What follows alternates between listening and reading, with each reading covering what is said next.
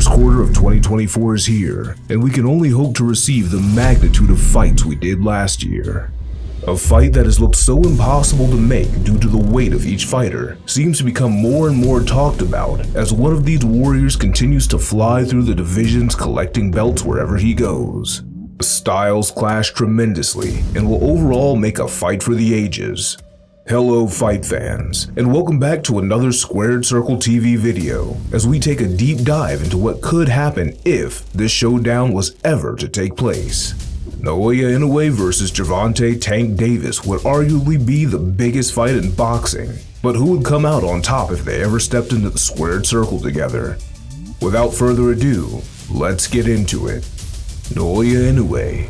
Naoya Inoue is known as the Monster for good reason, as he's coming off a monstrous year as he became an undisputed champion in 2 weight classes.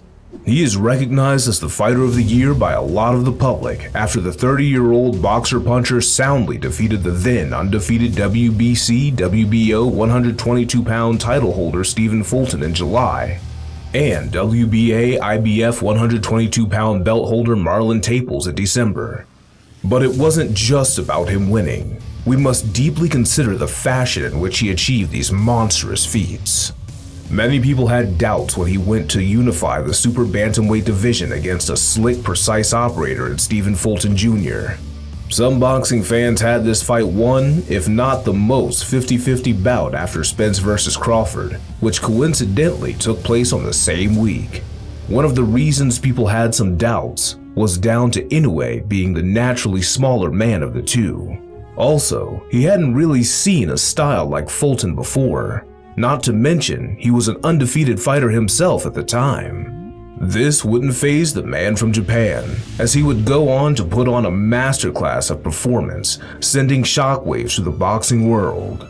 Inoue would be one step ahead the whole fight, out-jabbing, out-thinking, and just outdoing his opponent Fulton before landing the killer combination jab to the body to set up the straight right hand to the chin, which stunned his foe, then executing a perfect gazelle left hook to put the final nail in the coffin, leaving Stephen stretched out on the canvas, unable to beat the count. He was now the unified super bantamweight champion of the world. One thing the monster is known for is his activity. So instead of enjoying the fruits of his labor against Fulton, in just 5 months, he would step in the ring with the rugged Filipino in Marlon Taples. As the round starts, it's clear to see that Inoue is completely relaxed and in control against a game opponent in Taples, who met him in the center and tried to push the action as the rounds went on. Taples is able to close the gap by round 4 and let his hands go a little bit more, but this would just mean more opportunity for Inoue to counter off the aggressive Filipino. Inoue, composed as ever, stayed in the pocket and let off devastating hooks and uppercuts, and was able to finally stun his foe towards the end of the round, and finally drop him with sharp, deadly combinations. Taples would put up a decent fight as the rounds went on, but it would be in round 10 where Inoue puts the final nail in the coffin with a textbook 1-2. Marlon was clearly hurt, would take a knee, and unfortunately wouldn't beat the 10 count. Inoue was now crowned undisputed champion in 2 different weight classes in just 1 year. Just like Inoue, Tank is coming off the back of a couple great fights himself. Although he may not have achieved the legacy Inoue did, Gervonta certainly outdid himself as far as money and views go. It's commonly known that the most important thing to Tank is just that, as he made it known to Ryan Garcia at one of their press conferences. The hard way, straight up, the hard way, you gonna learn the hard way. But don't be fooled, this is a highly skilled and very dangerous operator in the ring. And when he smells blood, it's deadly almost every time. Davis, like Inoue, is an undefeated fighter, and he would look to keep it that way. As January 7th, 2023 approached, there was a heavy rumor that he would be taking on Ryan Garcia later in the year, so him and his team decided they needed to get active beforehand.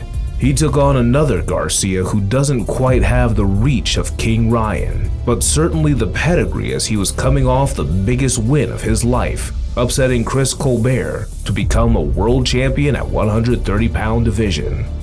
Davis did stress this in the press conference that he couldn't look past Hector, giving the WBA super featherweight champion the respect he deserved.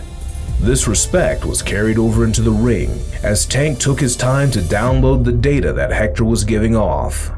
So much so that there were even a few boos in the arena, but this wouldn't faze the 28-year-old. He'd stay patient and wait for openings. By the 4th round, Davis would begin to open up, catching his opponent with stinging combinations, and towards the end of the 8th round, he would severely hurt his opponent, making him retire on the stool as he wasn't able to recover. After the bout, Garcia said he couldn't see out of one eye. This just shows the power and surgeon-like precision Davis possesses. Just 2 months after his stoppage win against Hector, Gervonta would step into the squared circle with the Mexican superstar, King Ryan Garcia. This would go on to be the biggest fight of the year, selling a whopping 1.2 million pay-per-view buys in the States. All eyes were on these two warriors, but only one could come out on top. Tank did one of the things he does best, and that is take his time and pick up patterns that his foe presents in the ring. He went on the back foot, using lateral movement just to gauge what Garcia would bring to the table. By the 2nd round, it was clear that Ryan was looking for his handy left hook, and he threw it 3 times in a row. This was a huge mistake, as Davis could time it, roll under, and drop him with a counterhook of his own. Ryan got back to his feet, but it was clear Davis was on another level to his rival. It would be in the 7th where they would exchange blows, and Gervonta would time a perfect body shot, dropping Ryan once more, but unlike the 2nd round, Ryan would not be able to recover. Tank's hand would be raised by the end of the night. These two fighters have so many similarities, and are different at the same time. It's no doubt that if they got in the ring, it would be absolute fireworks.